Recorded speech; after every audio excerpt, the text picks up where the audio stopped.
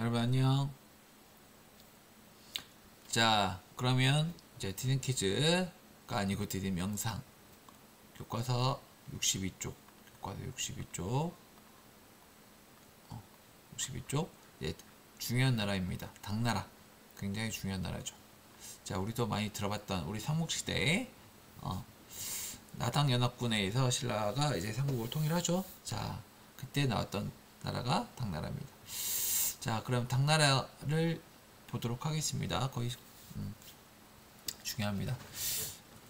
자, 그래서 수의 멸망 이후 자, 혼란을 수습한 자, 이연 고조는 장안을 수도로 삼아 당을 건국했다. 자, 여기서 중요한 건 자, 장안입니다. 장안. 왜냐하면 장안이 굉장히 국제적인 도시거든. 계획 도시기도 합니다. 자, 보시면 우리 맛배기로 보여드리면 굉장히 우리가 지금 도시 계획 건설할 때 이런 식으로 예쁘게 딱 짓죠. 자, 굉장한 계획 도시입니다. 멋지게 집이 가지런하게 예쁘게 지어졌죠.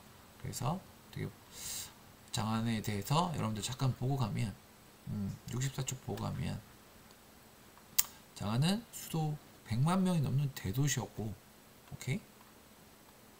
그 다음에 바둑판 모양이죠. 자, 이렇게 보시면 되게 멋지죠. 예쁘고 가지런하죠.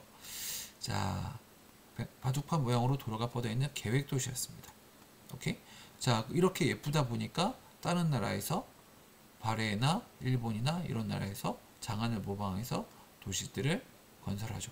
그러니까 당나라의 핵심은 뭐냐면 되게 문화적으로나 정치적으로나 이렇게 도시나 이렇게 잘해놓으니까 외국에서 굉장히 많이 보고 배웠다. 그러다 보니까 우리가 이제 나중에 나오게 될 동아시아 문화권, 동아시아의 문화권의 핵심이 여기 있는 이제 동아시아 문화권의 형성이 여기 있는 당나라가 거의 중심이었다. 그래서 이게 쭉쭉 뻗어 나가게 되죠. 그래서 당나라는 굉장히 이러다 보니까 국제적인 문화를 가졌다는 거 우리가 알 수 있게 됩니다. 우리도 많이 배웠죠. 우리 당나라 자, 이렇게 보시면 되겠습니다. 자, 갈게요. 자, 그 다음에 당태종이죠. 당태종. 자, 수의 제도를 이어받아 율령체제. 율령체제라고 하는 거 법률, 명령 이런 거죠. 법률과 명령, 법진율, 명령령. 자, 그래서 뭐 법과 명령을 아우러서 하는 걸 우리가 율령체제라고 합니다. 그래서 법과 제도라는 느낌으로 받아들이시면 돼요. 법과 제도. 그러니까 제도를 완성했다. 통치체제, 제도를 완성했다라고 보시면 되겠습니다.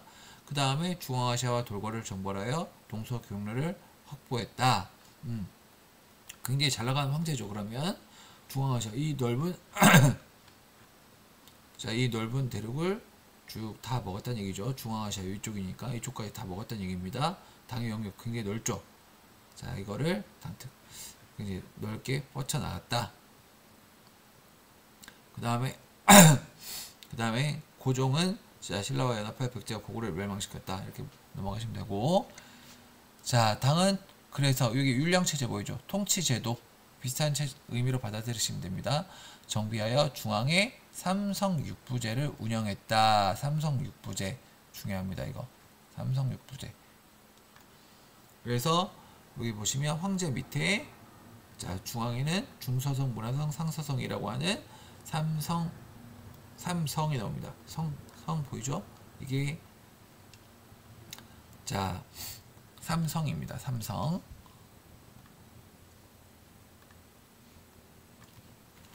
근데 이게 왜 중요하냐면 이거 다 베낍니다. 우리나라도 베끼고요. 발해도 베낍니다. 이게 너무 잘 돼 있어서. 자, 그래서 삼성, 중서성, 문화성, 상서성. 이게 가장 최고위 관리들이 여기 포진되어 있겠죠. 정책을 만들고 고민하고 그 다음에 집행하는 거. 자, 그 다음에 집행 밑에는 우리나라도 똑같습니다. 자, 이호 예병 형공이라고 하는 6부가 있습니다. 근데 6부죠 이게. 자, 집행이죠. 실제 집행하는 건 이 상서성 밑에 나눠서 집행을 하지. 우리가 정부 조직도를 보면 되게 나눠서 우리 교육부, 그 다음에 산업통상부, 기획재정부 이런 식으로 부를 나누는 것처럼 여기도 부를 나눕니다.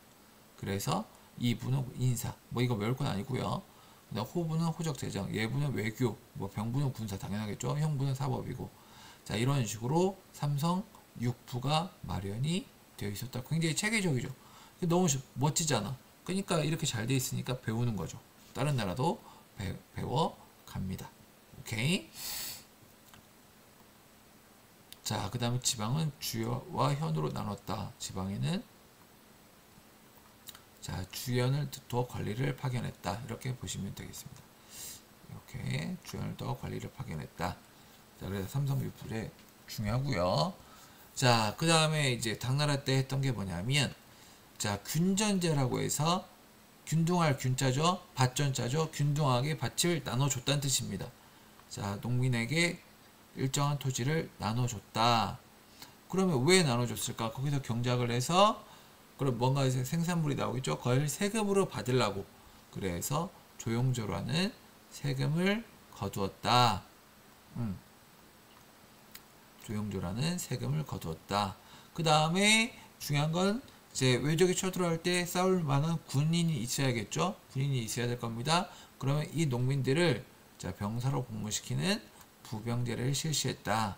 라고 해서 이 세 개는 중요합니다. 균전제, 조용조, 그 다음에 부병제. 오케이?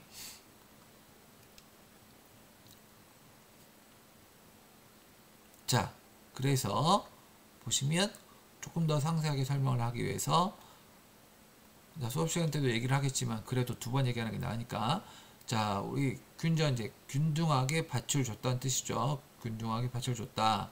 그러면 당연히 자기 땅의 소유 땅에서 농사를 지을 수 있게 되고 그러면 이제 결과물이 나오겠죠. 그러면 세금을 내야겠지.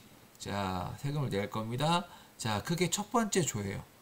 토지를 받은 농민은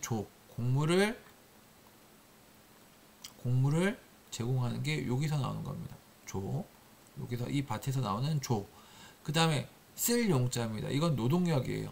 밭에서 여러 가지 뭐 짓거나 뭐 다리를 건설하거나 뭐 수나루처럼 대원을 건설하게 되면 노동력을 제공해야겠지. 그게 용입니다. 용. 그 다음에 세 번째 조는 직물입니다. 옷감이나 이런 것들. 자, 특산품. 자, 이런 거죠. 자, 납부해야 됩니다. 이런 거 납부하면 자, 국가는 세금을 얻을 수가 있겠죠. 자, 이건 세금이에요. 자, 이건 토지제도고. 자, 여기도 한번 써볼게요. 자, 여기는 토지제도입니다. 토지제도. 너무 중요해서 디디 명상 때도 시간을 들이면서 다시 한번 설명을 합니다. 그 다음에 여기는 세금제도예요. 세금. 자, 세금을 뭘로 냈냐? 자, 곡물, 그 다음에 노동력, 그 다음에 직물. 그래서 이름하여 조용조가 되는 겁니다. 자, 이렇게 세금을 냈다. 오케이? 그 다음에 세 번째는 군사제도, 부병제입니다. 자, 당연히 군인들 필요해요. 우리나라는 지금 어떻게 하고 있습니까? 그냥 징병제죠. 나이가 20살 넘어가면 성인 남자는 군대를 갔다 와야 됩니다. 징병제죠. 맞습니까? 자, 우리 현재 대한민국은 자, 이때는 부병제입니다. 부병제. 농한기에는 군사훈련을 받고, 농한기가 언제입니까? 농사를 쉬고 있을 때는 군사훈련을 받고, 전쟁이 나면 자, 병사로 오는 겁니다. 오케이? 농사일이 바쁘지 않을 때는 군사훈련을 받고, 실제로 전쟁 나면 병사로 복무해야 된다. 오케이? 그 농번기에는 농사 짓는 거죠. 자, 이게 그러면 이건 군사제도. 군사제도. 자, 보세요. 자, 그러다 보니까 당나라는 굉장히 잘 만들어져, 굉장히 시스템적으로 되게 조직적으로 국가가 잘 만들어지고 있음을 알 수 있을 겁니다. 중앙에 삼성육부, 그 다음에 토지제도, 그 다음에 세금제도, 그 다음에 군사제도까지, 그 다음에 지방 주연으로 나눈 것도 보시면 굉장히 이게 율량체제가 완성이 됐다라고 우리가 표현할 수 있는 거죠. 그럼 다른 나라에서 다 베껴가죠. 그래서 당나라가 굉장히 중요한 나라가 되는 겁니다. 자, 그런데 당나라도 흔들리죠, 당연히. 자, 뭐 로마도 그렇고, 자, 귀족의 대토지 소유가 늘어나면 자, 농민들에게 나누어질 토지가 줄어들면서 농민은 소작농으로 전락했다. 우리 로마 시대에 라티푼디움 기억나죠? 그러면 소작농 전락하죠. 자유농민축 죽고 다 똑같습니다. 맞죠? 자, 그리고 이게 당나라가 어떤 식으로 이제 망하게 되느냐. 자, 이런 식으로 가다 보고 이제 당은 탈라스 전투에서 이슬람 왕조한테 집니다. 자, 그리고 안사의 난이란 걸 겪죠. 자, 안사의 난이란 건 사람 이름이에요. 여기 나온 것처럼 자, 알록산, 그 다음에 사사명 합쳐서 안사. 얘네가 난을 일으켰다고 해서 안사의 난입니다. 자, 그래서 결국 뭐 레파토리 있죠. 그다음부터 중앙에서 권력 다툼, 지방에선 자, 지방 장군이라고 불렀던 절도사의 권한이 강해졌죠. 자, 변방 지역을 지키기 위해서 마련된 직책으로 뭐 지방 장군이죠. 안사의 난 이후 주둔중 군사 재정 행정을 장악했다. 이렇게 보시면 되겠습니다. 뭐 지방 제후급이죠.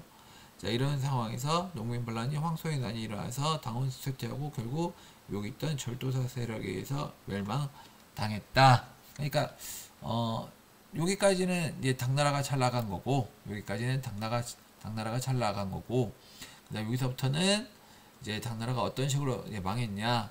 결국 망해가는 그 로드맵 있죠. 맞습니까? 귀족들의 대토지 소유 늘어나고, 그 농민들은 소작농으로 전락하고, 그러다 보니까 중앙에서 권력 다툼 계속되고, 그러다 보니까 그 지방 제후 세력이 여기선 절도사라고 표현하네요. 그럼 기억을 해야겠죠. 절도사에 강해지고 그러면서 더욱더 혼란스럽게 되고, 백성들의 살기 어려워지니까 반란이 일어나고, 그게 황소의 난이네요. 그러면서 멸망하게 됐다. 이런 거죠. 이슬람한테 그 전쟁 증거 또 하나의 추가적으로 아시면 될 것 같습니다. 안사의 난까지. 자, 그러면 다른 내용이 많기 때문에 여기까지 보고 마지막으로 이제 문화는 다음 시간에 보도록 하겠습니다. 알겠죠? 자, 그러면 안녕.